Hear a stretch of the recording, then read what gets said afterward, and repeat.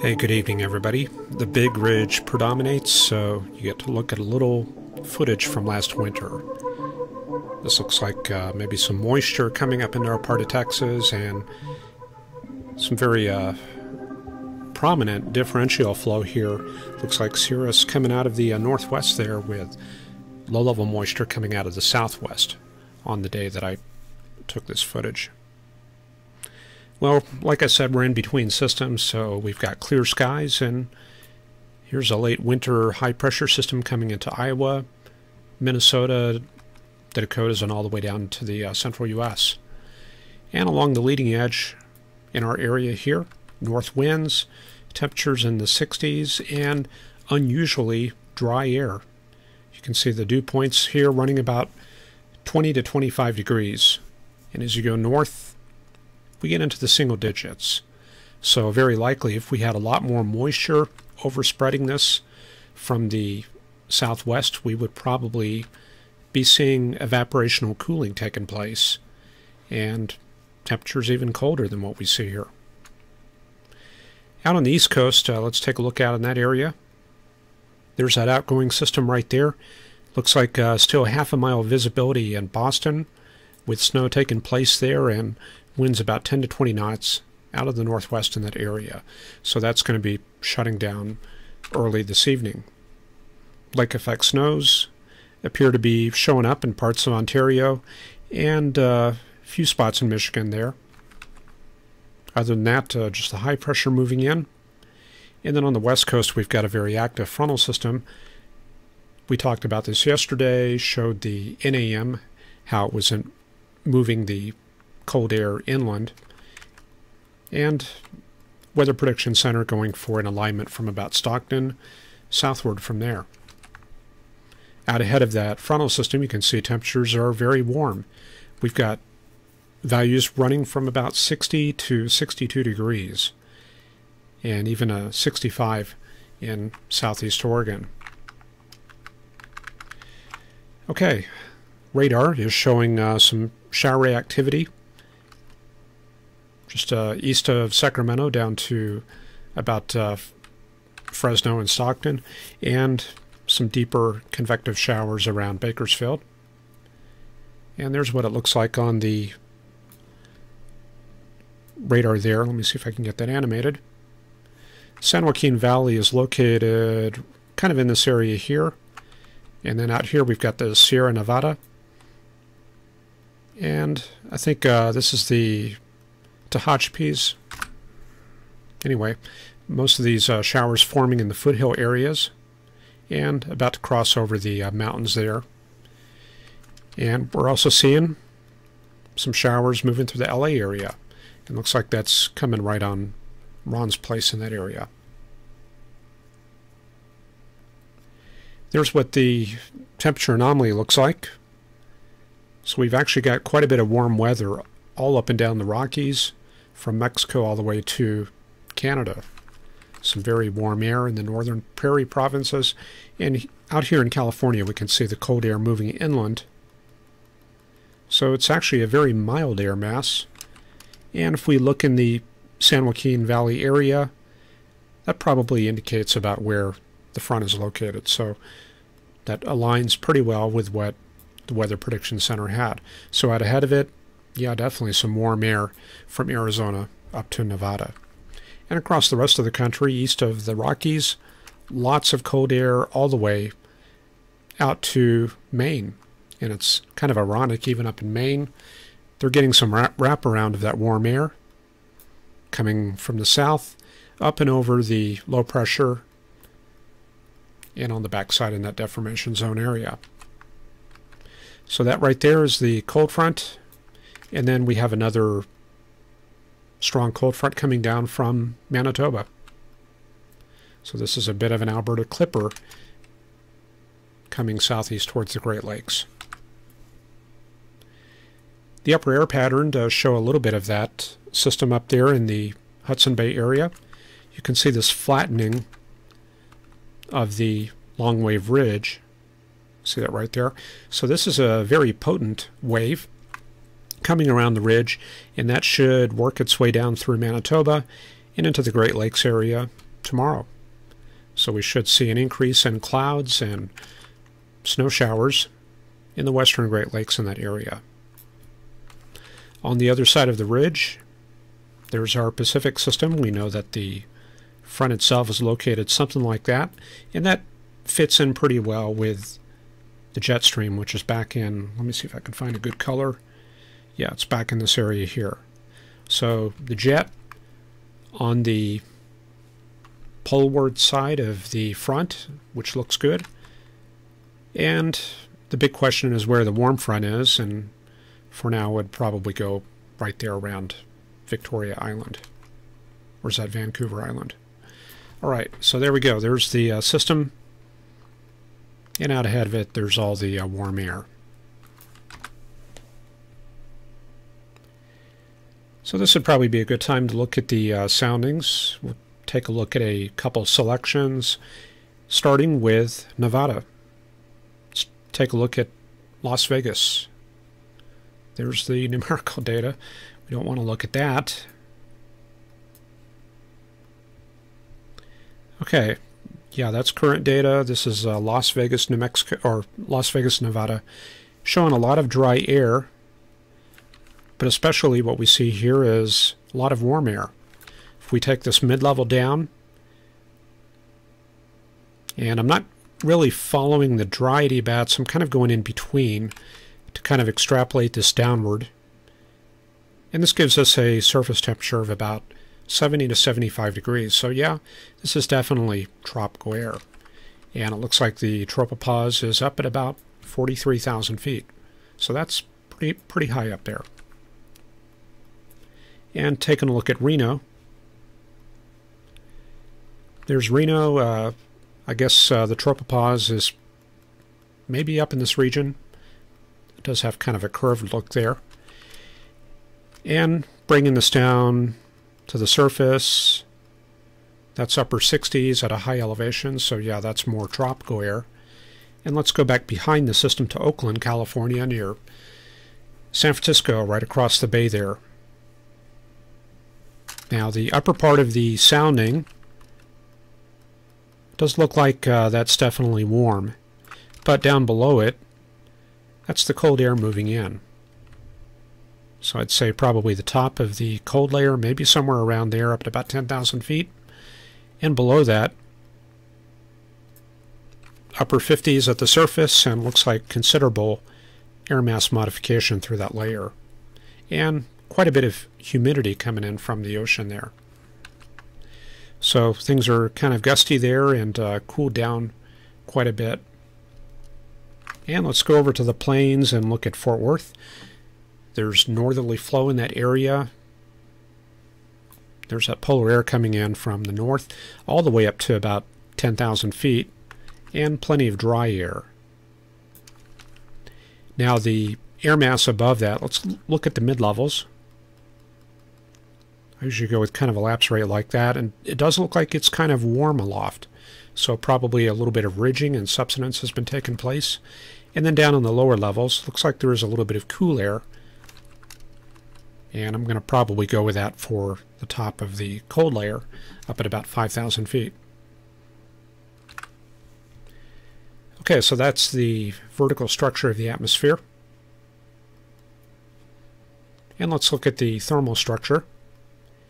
This is going to be pretty much a current chart there, and we can see that very strong low off the coast of Maine, just south of Halifax.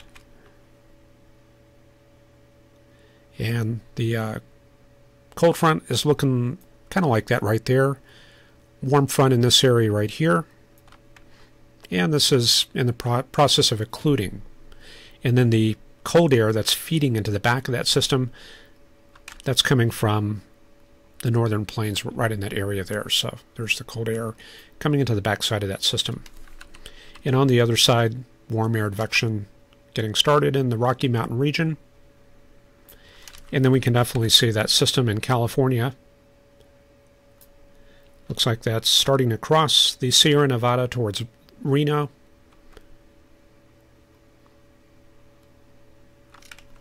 And this is slightly after 0Z, so I'm going to go with something like that for the frontal position. So that's going to start crossing the Rockies over the next couple of days here. And we should see a bit of an impact on the weather coming up soon. And then up north, there's that other system.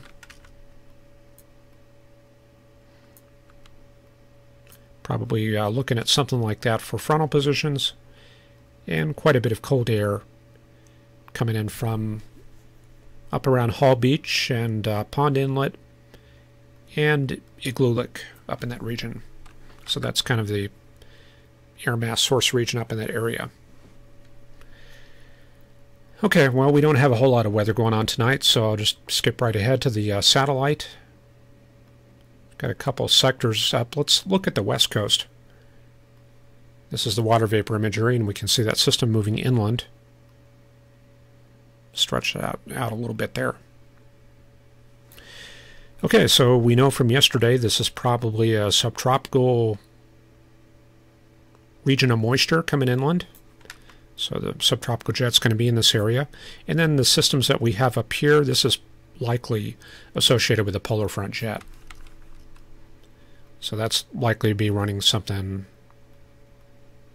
up like that there. So there comes all that moisture, and following that, the instability coming on shore. Okay, let's see how things look in chat tonight. Got Ron Chalfant reporting light rain in Southern California, 51. We had fun with tech here. David Holcomb checking out the crazy cloud formations in New Braunfels. Megan John reporting 31 degrees in Minnesota. Mr. Manlet's got 27 in Rockford. Spotty snow showers. Shirley Keast is here. Ryan reporting cooler and clear skies in South Florida, mid-50s. Northeast states still under the winter storm warning. 2,000 flights have been canceled as of 8 p.m. Appreciate that update there, Ryan. Got Jeff Krob here up in Maryland. Erica Baker, Coffeyville, Kansas. Yeah, that's the old site of the former largest hailstone ever recorded. Severe clear skies, low to mid-50s, north winds 15 to 20. And I think I might have gotten a donation from you. I haven't gone through all of my email, but I'm going to check that out a little bit later and give you proper credit tomorrow, assuming that was you.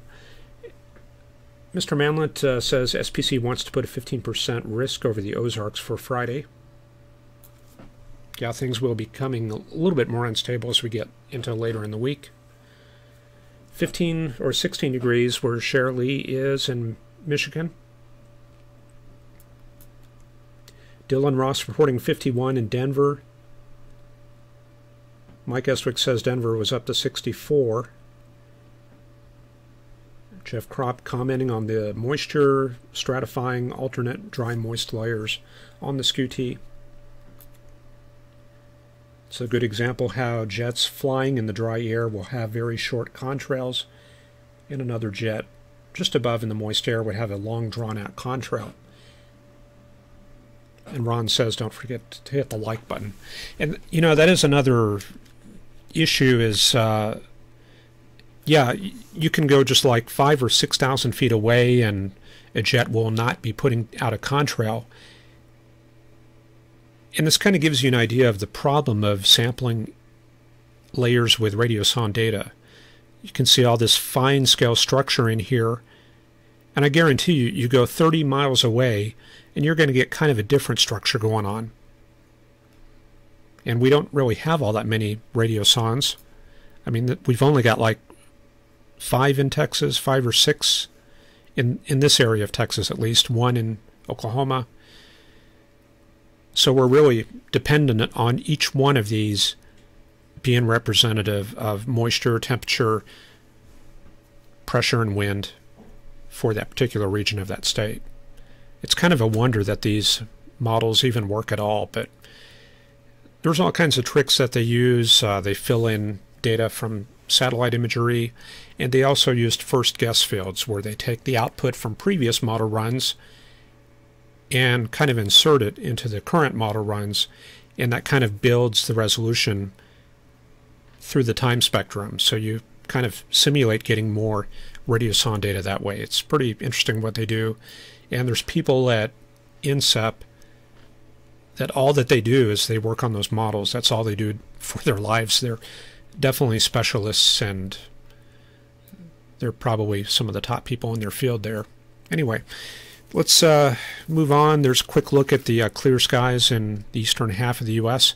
However, there over the eastern Midwest, you can see some of that very unstable air coming through Ohio, Indiana, and West Virginia and Kentucky. Let me see if I can take a quick look at that on the soundings. Let me pull up Wilmington, Ohio.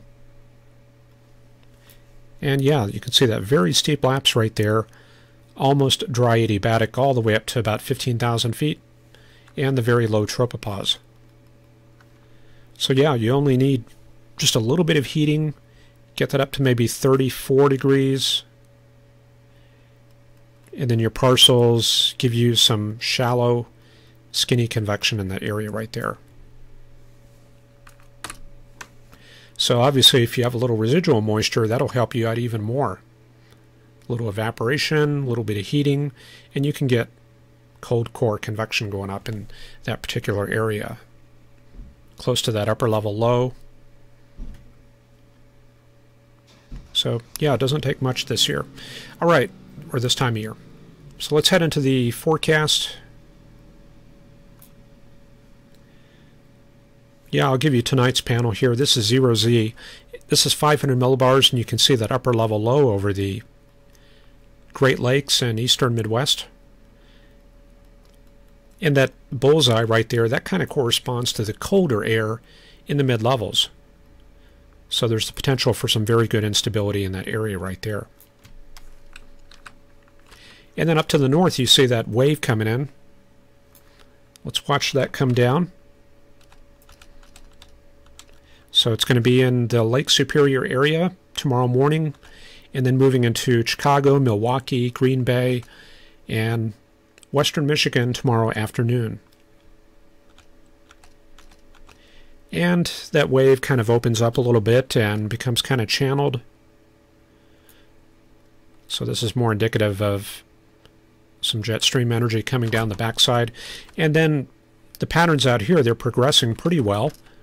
The large ridge moving out onto the Great Plains by Thursday, and here comes a negative tilt trough from California. So this is probably going to dig on in, maybe shear out a little bit, and yeah, there it goes, moving into the Four Corners area for Thursday night. So yeah, in a couple days we're going to have some weather to look forward to. Very strong negative tilt trough, probably some good left front quad dynamics in Colorado, Kansas. The only thing is we're not going to have much low-level moisture, but some very concentrated lift right there coming into western Kansas.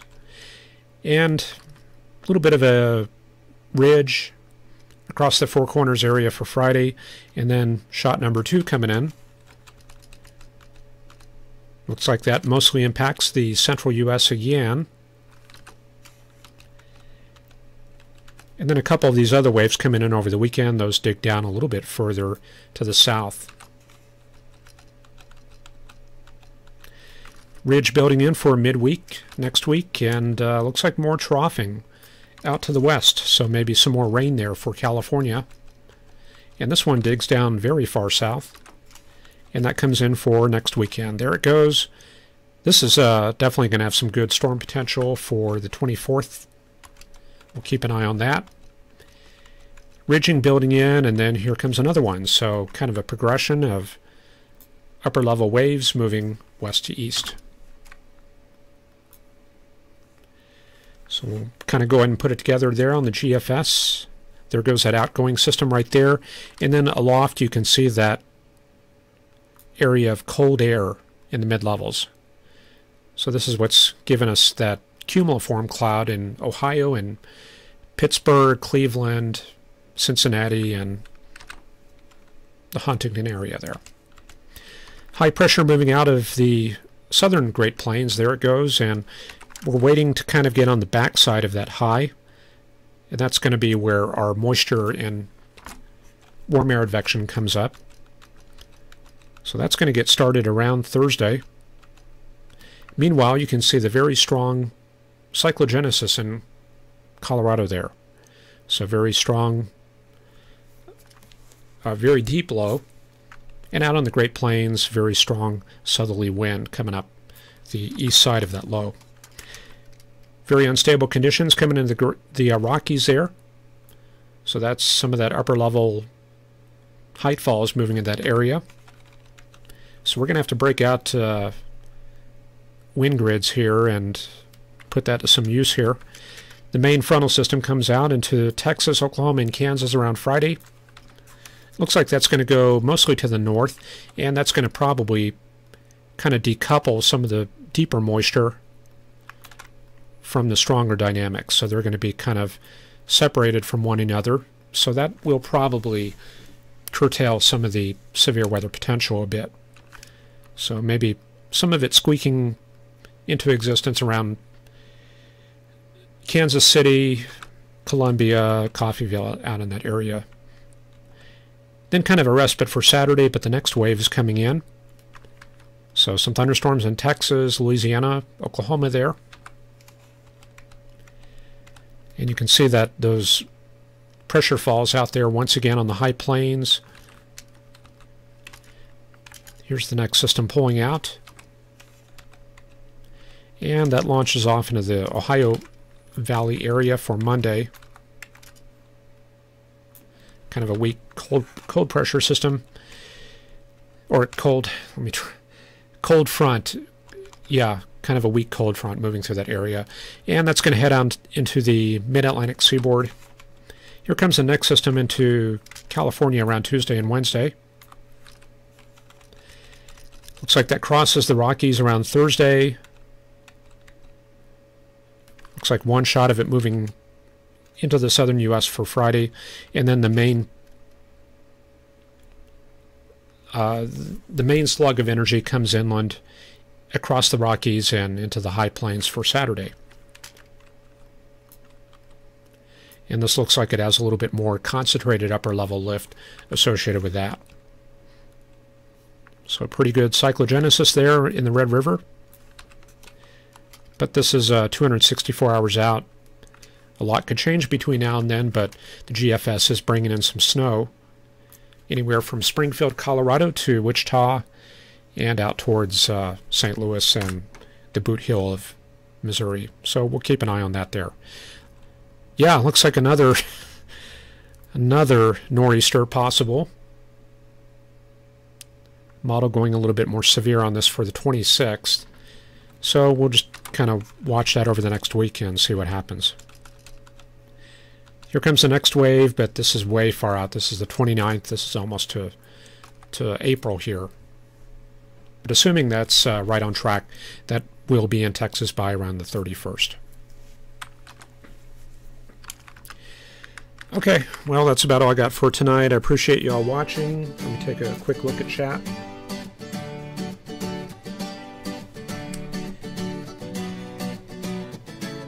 Yeah, Jeff Krob says, wind grids, woohoo. And I appreciate it, Ron, and thanks to everybody. Appreciate you all checking in, and we'll see you tomorrow.